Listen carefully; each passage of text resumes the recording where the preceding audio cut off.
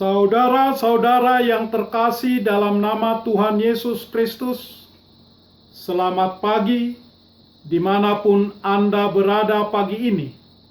Di rumah saja, adik-adik pelajar mahasiswa sedang mengikuti pelajaran perkuliahan dari rumah. Bapak, Ibu, Saudara-saudara dalam perjalanan menuju kantor tempat bekerja, di swasta, pemerintah, ataupun usaha sendiri, mari kita beribadah sejenak. Kita menyanyi Bukwende HKBP nomor 256 ayat 1. Yesus Kristus hidup Raja, Bina Bangkit ni amanah, menggunggungi sesudah, menggunggungi sesudah,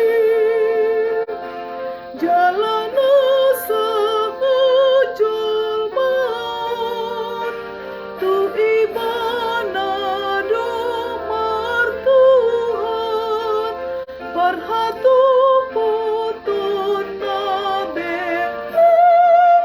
perhatu putut nabe. Kasih karunia dan damai sejahtera dari Allah Bapa dan dari Kristus Yesus Tuhan kita menyertai saudara-saudara. Amin.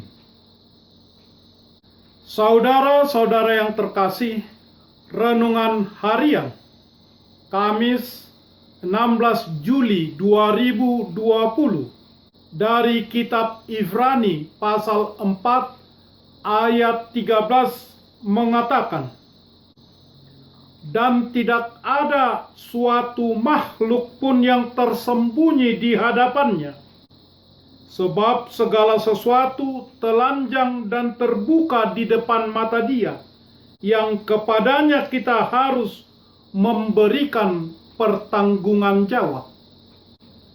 Dalam bahasa Batak Toba mengatakan, jala danga dong na tinopa na oding siad juluna, tung saluhut do tedek, soadong na hukup di ida matana,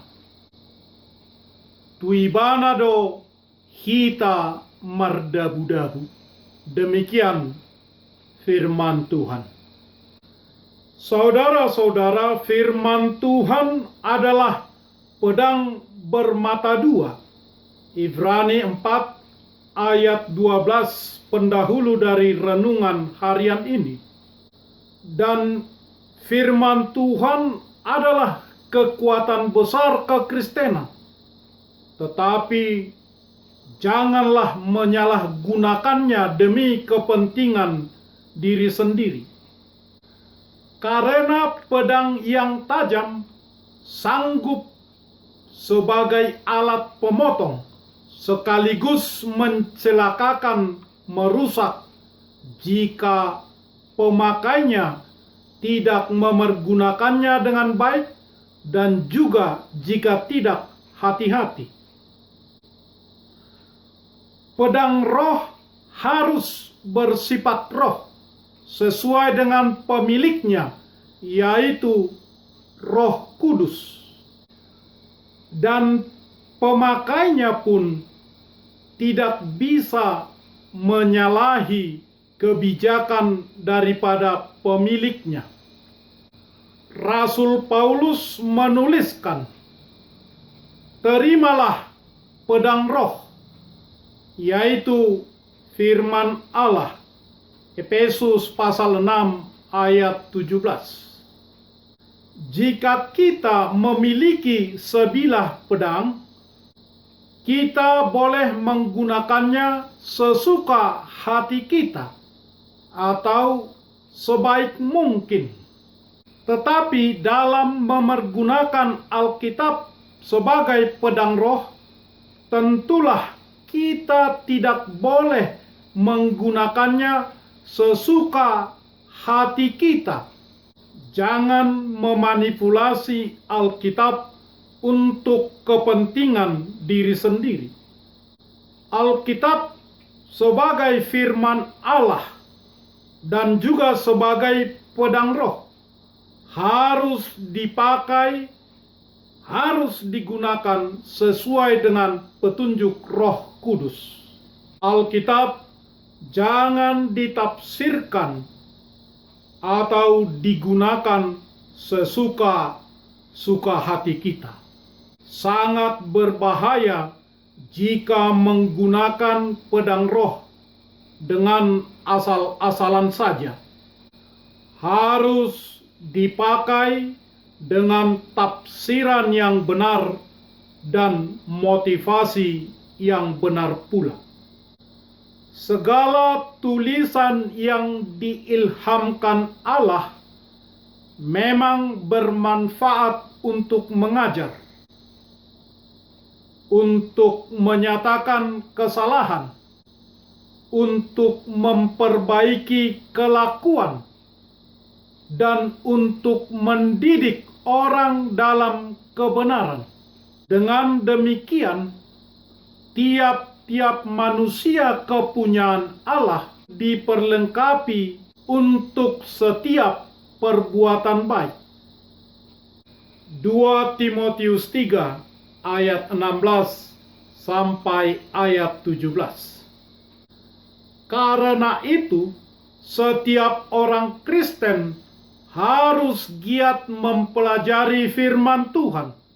Karena firman Tuhan adalah pedang, maka harus diasah, disimpan, dijagai dari karat, dan menggunakannya dengan cara yang baik, tepat, dan benar.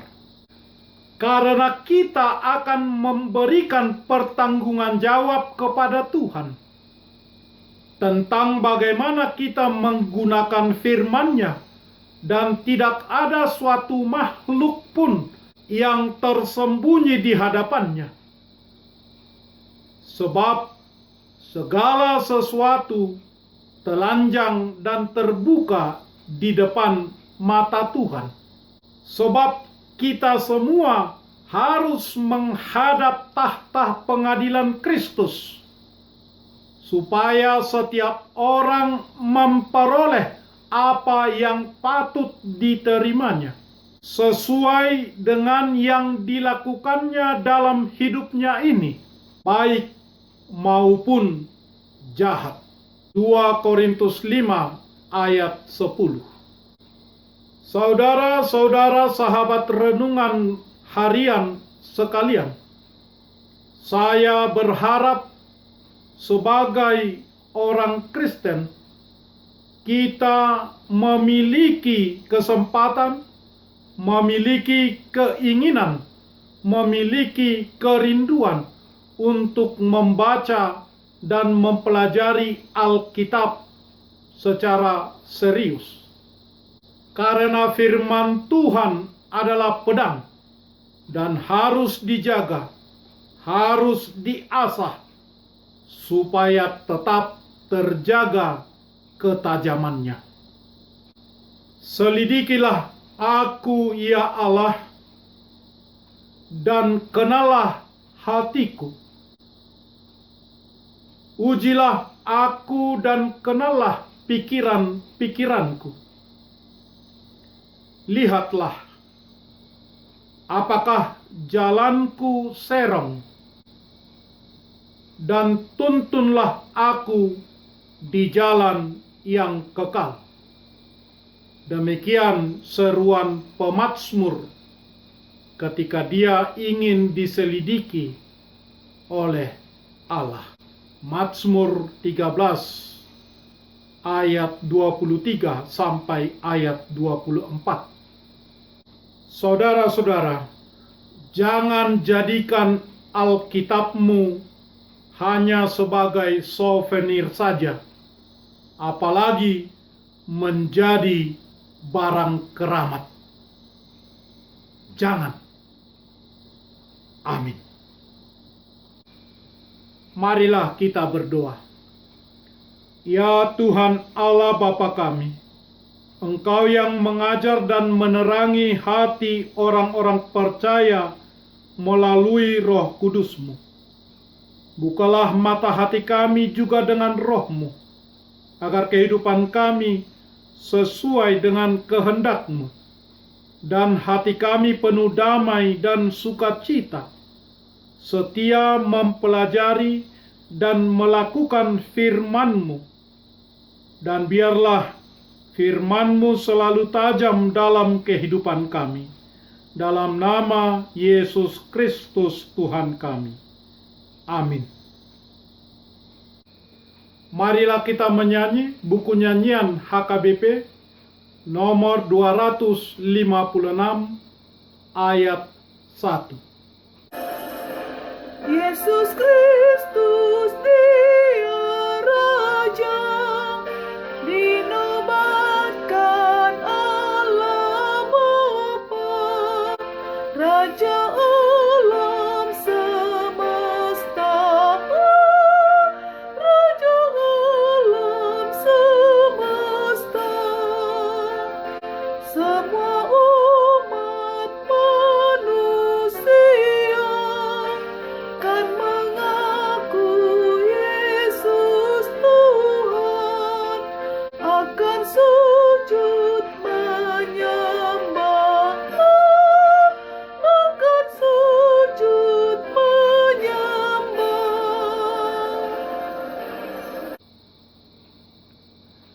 Anugerah Tuhan kita Yesus Kristus, kasih setia Allah Bapa, dan persekutuan dengan Roh Kudus menyertai saudara-saudara. Amin.